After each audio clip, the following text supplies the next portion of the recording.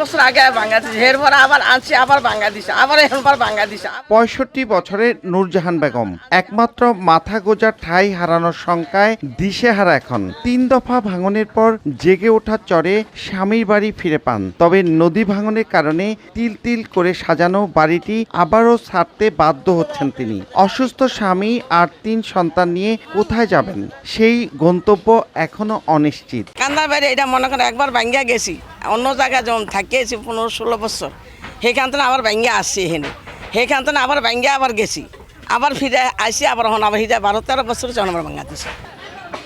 নূরজাহানের মতোই বিপাকে পড়েছেন মুন্সিগঞ্জের টঙ্গীবাড়ি উপজেলার কান্দারবাড়ি গ্রামের শাহিদা বেগম, মতি বেগম, রাশিদা বেগম ও বাচ্চু মিয়া সহ বহু পরিবার। নদী ভাঙ্গা যাইতেছে, আমরা 10-15 বছর 20 বছর ধরে থাকতেছি। এখন মনে করেন নদী এমন বাবা ভাঙতেছে, এখন আমাকে যাওয়ার পথ নাই কোনো জায়গায়।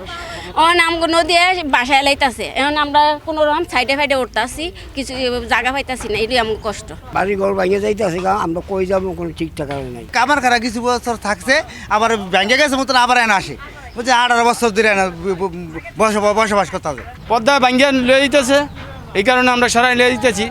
অনেক কেউ কোনো বস্তা মুস্তা কোনো সরকারের কোনো পদ্ধতি নিল না, এটার আমরা অনেক বেচারা হয়ে গেছি গা। 2022 সাল থেকে স্থানীয় কান্দারবাড়ি ছাড়াও সরিষাবন, ধানকরা ও মাঝিকান্দি গ্রাম গিলে ফেলেছে পদ্মা। এতে প্রায় 700 পরিবার হয়েছে গৃহহারা। বহু মসজিদ ও স্কুল বিলীন হয়েছে পদ্মায়। আর দিঘিরপাড় বাজারেও ভাঙন দেখা দিয়েছে 3 বছর ধরে। অবৈধ বালু উত্তোলনকেই নদী ভাঙনের জন্য দায়ী করলেন ভুক্তভোগীরা। চেয়ারম্যান মেম্বার কেউ নেই, বালু লয়ে যায় টলারে টলারে, একদিন 100 টলার 200 টলার অনে, এই বড় বড় জাহাজ দিব ওইরা ডাইকা লয়ে যায়। বছর বছর ভাঙতে আছে, ভাঙ্গা নদী বিলীন হয়ে দিতেছে, অত বস্তায় 2-4টা হালায়, ওই সেদিন মতন আইলে এরপর আবার কোনো খবরই থাকে না, কোনো পাইতাছি না। জায়গার তো খুশ হয়ে গেছে গা, তো খুঁজগুলো তো পূর্ণ হইব কীভাবে? এই বাজার থেকে তো ভাঙিয়ে তো ওগুলো খুঁজগুলো হচ্ছে, তো এগুলো আগে বন্ধ করতে হবে। এই বাজার থেকে এখান থেকে ওখান থেকে সব জায়গা থেকে বালু ডেজার এগুলো বন্ধ করতে হবে। এগুলো বন্ধ না করলে এই দ্বীপের বাজার টিকা রাখা সম্ভব না। এইটা একবার বেরিবান দেওয়ার হয়েছিল, ওই যে বস্তুকেন্দ্র হয়েছে, বস্তুকেন্দ্রওয়ালারা বলছে যে এটা আপনাকে বেরিবান দিয়ে দিমু। এই অন্তম করে এই যে আমাকে নদী সব কিছু ভেঙে দিতেছে, কই বস্তুকেন্দ্র হেরা, আমি এটা কিছু বোঝাচ্ছি না। আর আমাকে তখন খুব অসহায় আমরা চলতেছি। পুরান কি বাজার, এই বাজার কি আজকার? এই বাজার হচ্ছে অনেক বছর আগের বাজার। আমার বাবা দাদা 14 গোষ্ঠী চলে গেছে এই বাজারের সিজন। এই বাজার ভাঙতে ভাঙতে 3 সাইডে ভাঙিয়ে দিয়ে এই বাজার আইলো।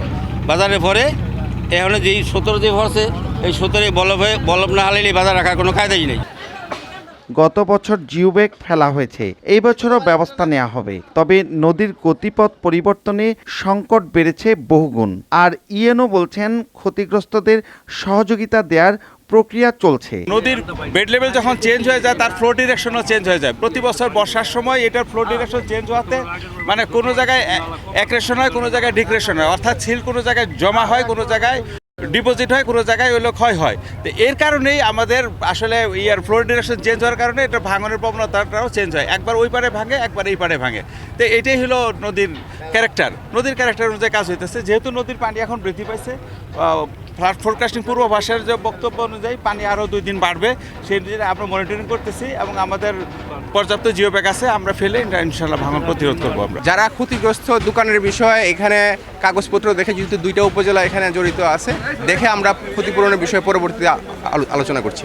টানা 4 বছরের ভাঙনে কান্দারবাড়ি নিশ্চিহ্ন হওয়ার পথে। সর্বশেষ অংশের পরিবারগুলো তাদের সহায় সম্বল সরিয়ে নেয় ব্যস্ত এখন। মুন্সিগঞ্জের কান্দারবাড়ি থেকে নাসির উদ্দিন উজ্জ্বল, সময় সংবাদ।